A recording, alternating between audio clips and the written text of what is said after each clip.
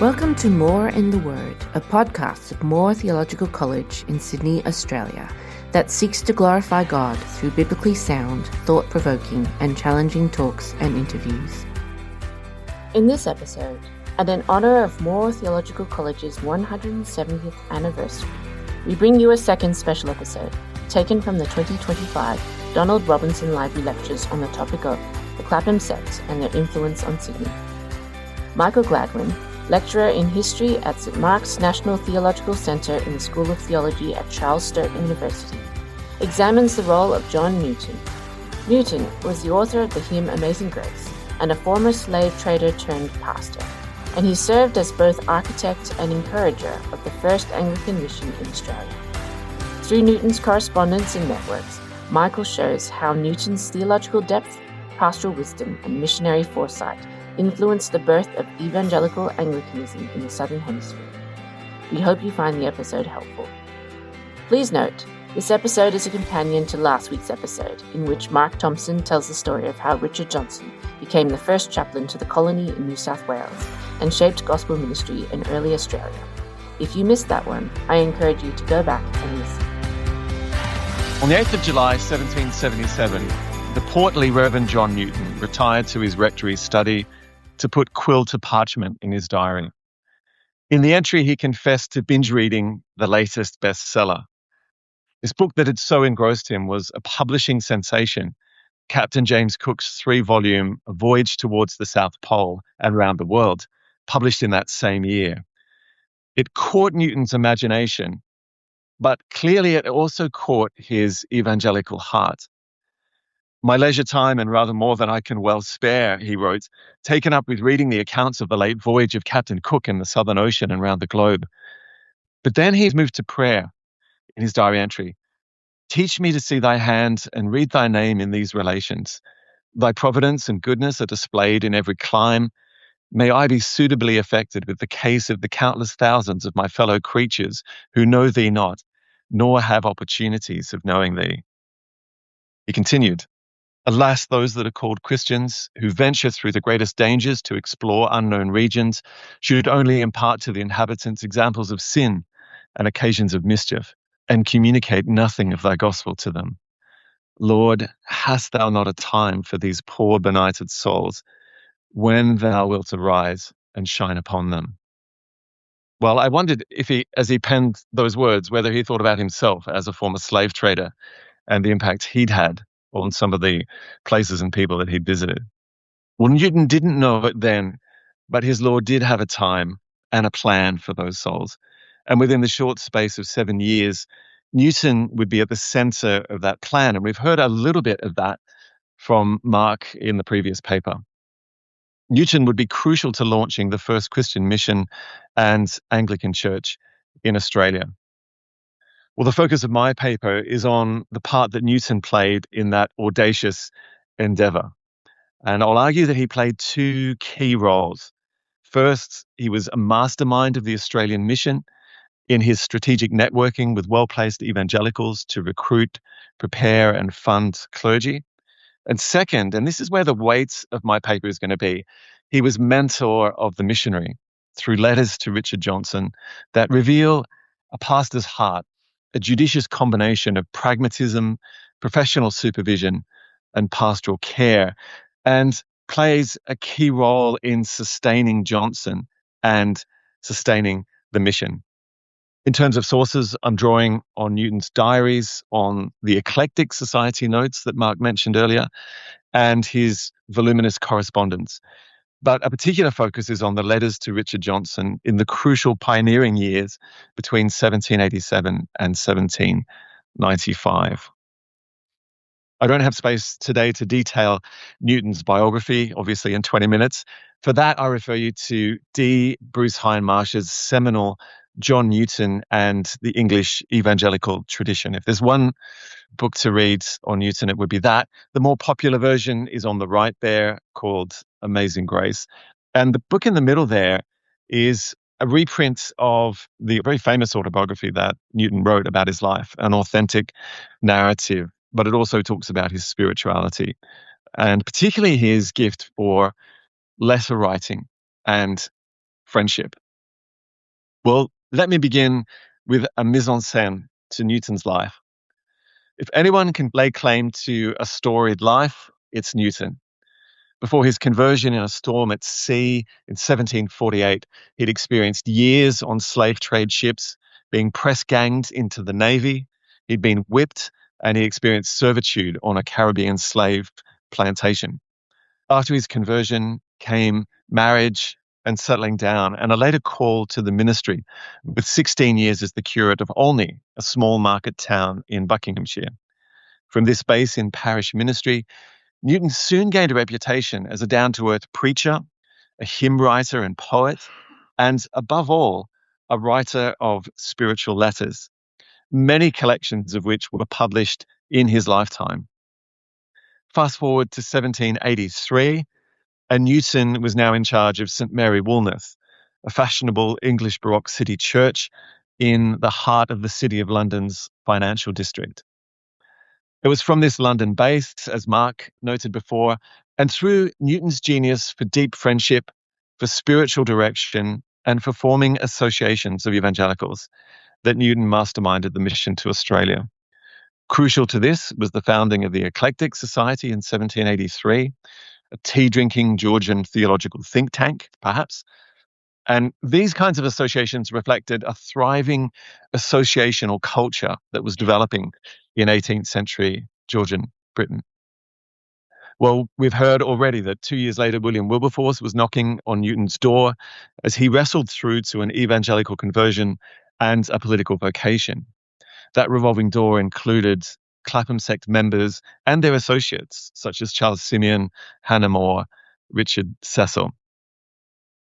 One of those co-founders of the Eclectic Society we've already been introduced to briefly today was the Reverend Henry Foster.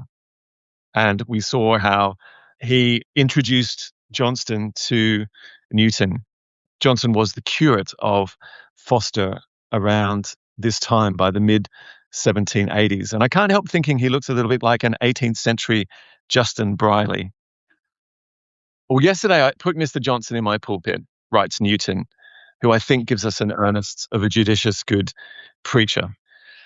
At the same time, as Mark recounted, the British government was making plans for the penal settlement in New Holland. And it's in these years, 1785 and 86, that the plans coalesce. And we've heard from Mark the story of William Pitt's good friend of Wilberforce organizing for a chaplain. And it's Newton who provides the name. It's philanthropist John Thornton, we've already heard too, who took Johnson to a hulk to meet his new parishioners. And it's 2 days after that that the royal warrant for the chaplain is signed.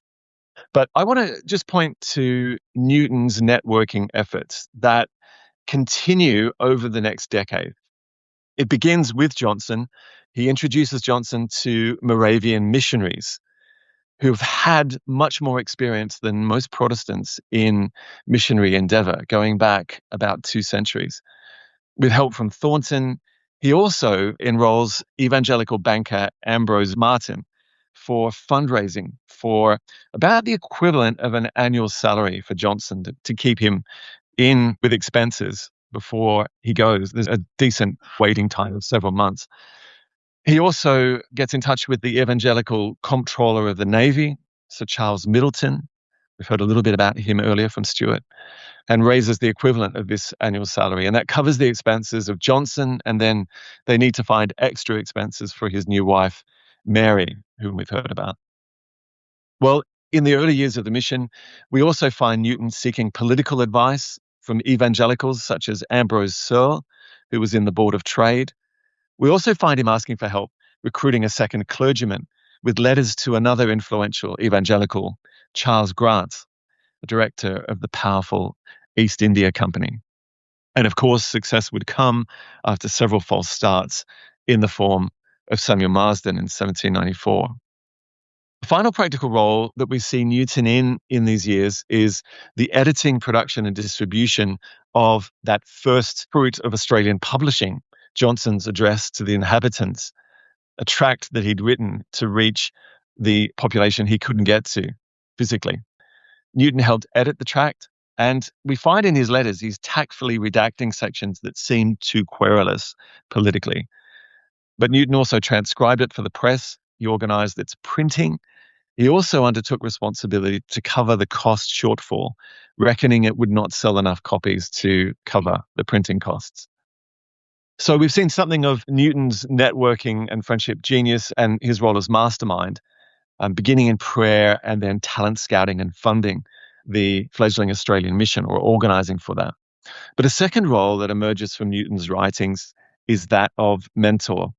And it's here that we see Newton practicing what he would become most famous and beloved for, his postal epistolary ministry. His numerous letters to Johnson reveal him as a pragmatist, as a professional supervisor, and as a pastoral carer for the soul. These letters are pervaded by a spirit of warmth, but frankness and practical wisdom. And one thing to note with this correspondence is that it took 8 months for a letter to get to Sydney and then another 8 months for it to get back to London. So it's about 1.5 years before you get a reply to your question or your comments. And there's not a neat tennis match of letters. They don't always overlap. Sometimes the letters didn't get to Johnson or to Newton. So it's a little bit patchy with the Royal Mail in these early years. In the first place, much of the advice in these letters is intensely practical. Newton knew better than anyone else the terrors of ocean travel and the rigors of that travel in these days. And he added in one of his first letters that Paul's sea travels in the book of Acts would, quote, have peculiar weights, and you will feel comfort from them, which you have never felt before. He also talked about a change of climate and of diet that will try your constitution. Nothing can hurt you while the Lord is with you, he reminded him, but he had to be pragmatic. It will be madness in you to risk your health by going down into the hold of a ship where the air must always be putrid from the breath of a crowd of passengers in chains. And I couldn't help but wonder if, as he penned this, the former slave trader was picturing in his mind's eye the wretched human cargo in the holds of slave ships he'd commanded. Newton added, if they're sick and want you, let them be brought up on the deck. It will be equal folly to venture your life among the savage natives on shore before their confidence is obtained by the mutual good offices of others. In other words, the military. Remember, your business is religion, mind that, and that only. And be careful of your health. Well, Johnson, for his part, would completely ignore both bits of those advice, particularly going down into the holds of the Second Fleet and ministering to those wretched, sick and dying. Well, having been in the Navy, having lived on several isolated British colonies, Newton could also advise on how to manage upwards and downwards. He wrote in May 1788, your success and influence will not depend much upon the manner in which you express yourself, as upon the general impression which your character makes upon the people you're with. If Captain Phillip, the officers, seamen, and convicts conceive of you as devoted to God, firm in his cause, meek, humble, and compliant in all cases where conscience is not concerned, and at the same time as standing upon higher ground than to be influenced by the fear of man, or of any danger or hardship to which duty may expose you, this will give a weight to what you say. But I believe you will have sharp trials and be at times like the sailors in a storm, almost at your wit's end. And that prophecy was correct. Those sharp trials certainly came, and we've heard something of those in Mark's paper in the first 8 years. Johnson protested more than once to Newton that his treatment did not befit a gentleman, a chaplain, or a clergyman. The hostility and exclusion must have stung harder because Johnson had come from a genteel, provincial background. And this is a period in which manners were marked by a strong emphasis on that key criterion of social worth and standing for the 18th century Briton and clergyman, gentility. Being a gentleman implied certain moral qualities, honour, courage, consideration for others, embodied in a fairly strict code of what was done and not done, as well as voluntary public service. And in return, the gentlemen expected immense respect and the authority and privileges that were due to them. Well, Newton's responses reflect a social shift that Sturt alluded to earlier, in which evangelicals were transposing gentility into a distinctly Christian key. These gentle rebukes and exhortations in Newton's letters, particularly to dignified silence, reflect recognition that the gospel itself would bring offense as well. In one letter, Newton wrote that, "I think you likewise laid too much stress upon your office as chaplain and the right you had from thence to be considered and treated as a gentleman." On another, he reiterated, "I believe what you've heard of your name being treated with ridicule here, but be it true or false, more or less, I thought it would be acting below yourself to take notice of it. Your character is too well established to be in the least affected by such trifles, and as a minister and a Christian, you will do well to pass by them with silence." Another letter, he even writes a fable to drive the point home in a more poetic way. The fable says that on a fine night, a parcel of dogs thought proper to bark and howl violently at the moon. But the moon, well satisfied that they could not hurt her, replied with great composure, "You may make what noise you please, but I am determined that I will shine on." I think the moral is obvious and good, Newton concluded. Well, in letter after letter, Newton reminds Johnson of his high missionary vocation and the nobility of that vocation, seeking to fan back into flame the missionary spirit that he discerned in Johnson back in England. And you see him trying to strengthen a bruised reed that is at risk of breaking.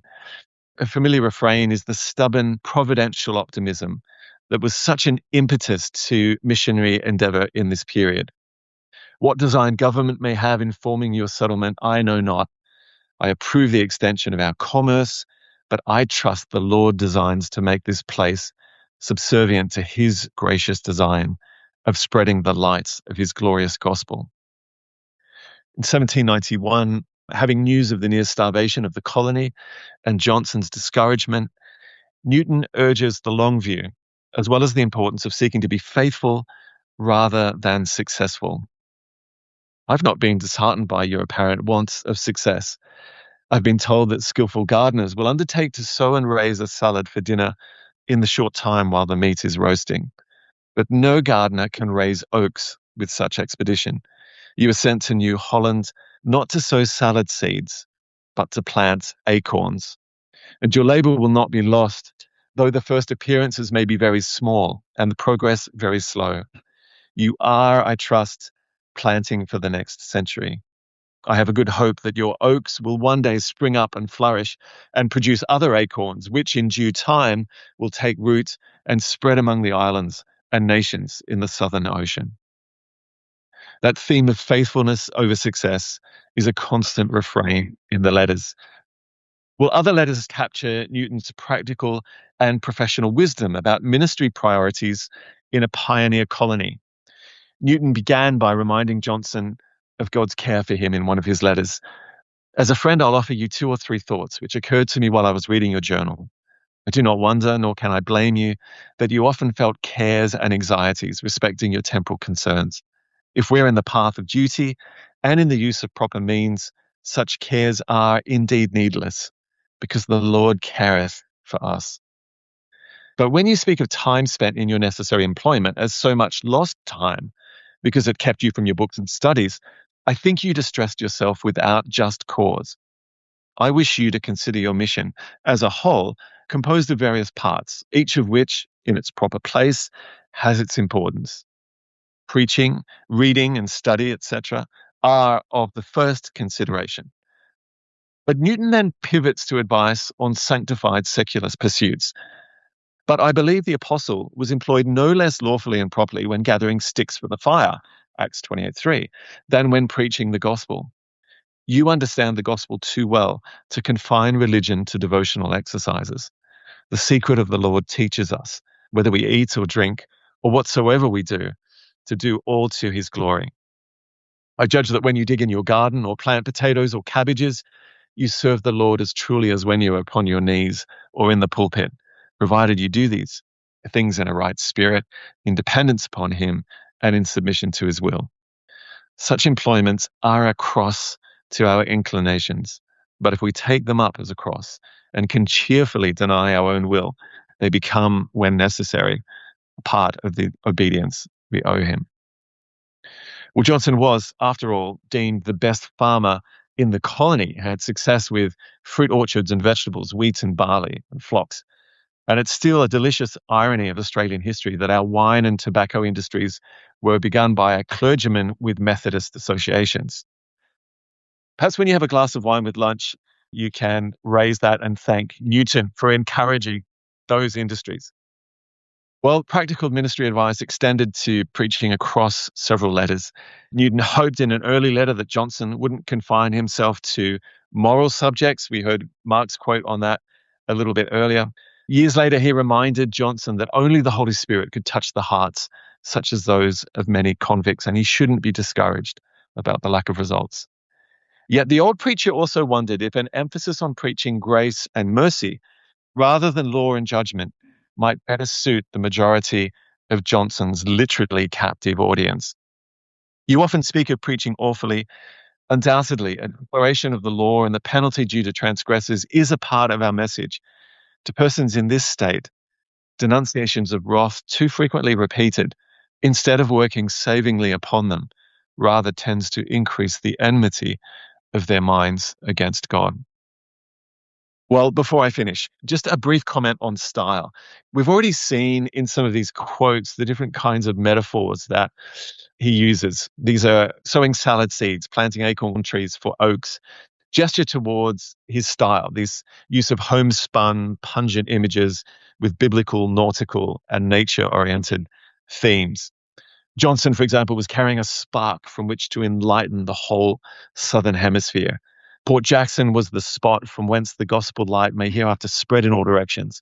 Multitudes may rejoice in it who are at present covered with a thick darkness. And Johnson was a sailor, as we heard in that poem, on tempest-tossed seas and savage shores. He writes to him in blank verse as well. Well, to conclude, we've seen how Newton's letters, and particularly his letters to Johnson, cast fresh new light on Newton's role in the Australian mission. We've also seen how he acted as a mission mastermind in prayer, study, and in fostering evangelical associational culture.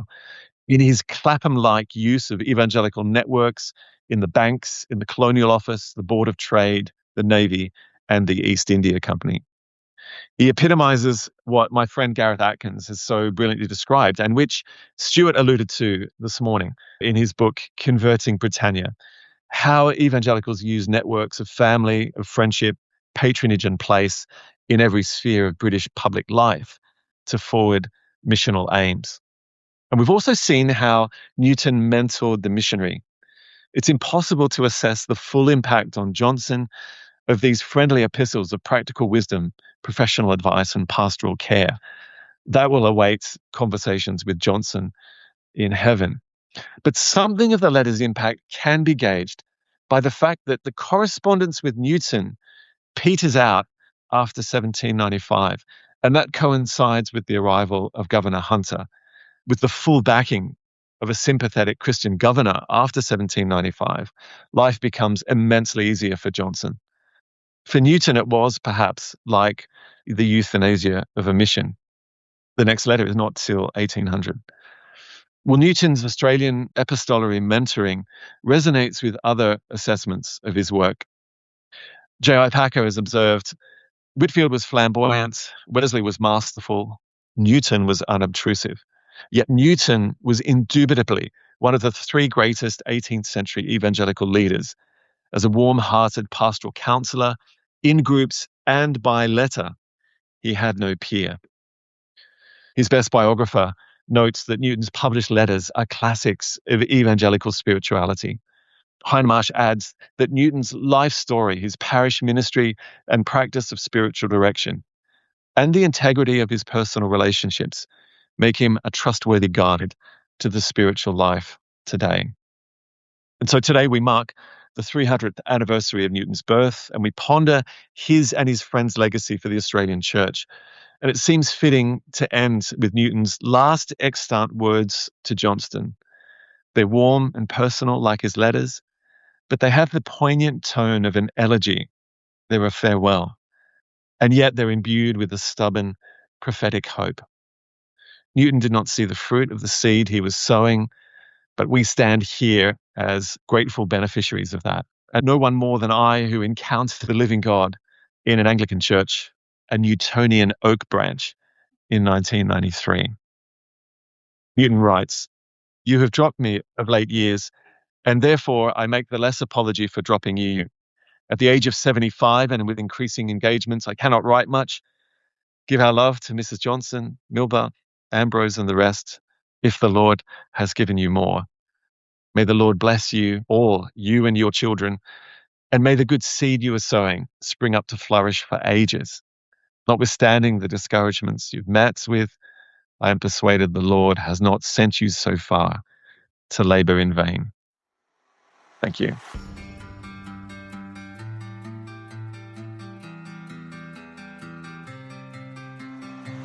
Thank you for listening to More in the Word, a podcast of Moore Theological College.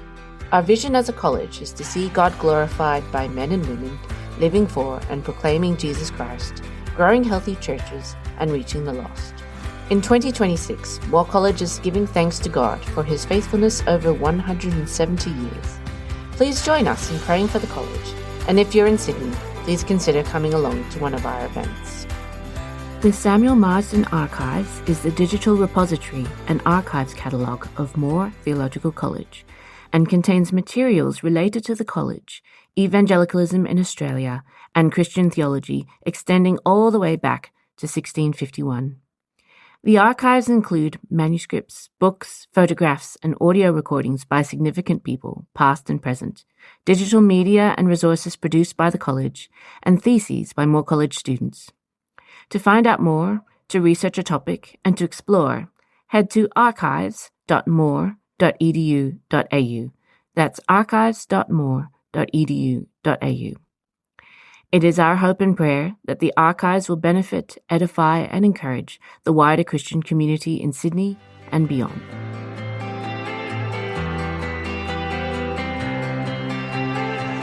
You can find out more and register by going to the Moore College website, Moore, that's moore.edu.au. If you have not already done so, we encourage you to subscribe to our podcast through your favourite podcast platform so that you'll never miss an episode. For past episodes, further resources, and to make a tax-deductible donation to support the work of the college and its mission, please visit our website at moore, that's moore.edu.au. If you found this episode helpful, please share it with a friend and leave a review on your platform of choice. We always benefit from feedback from our listeners, so if you'd like to get in touch, you can email us at comms, that's COMMS, @moore.edu.au.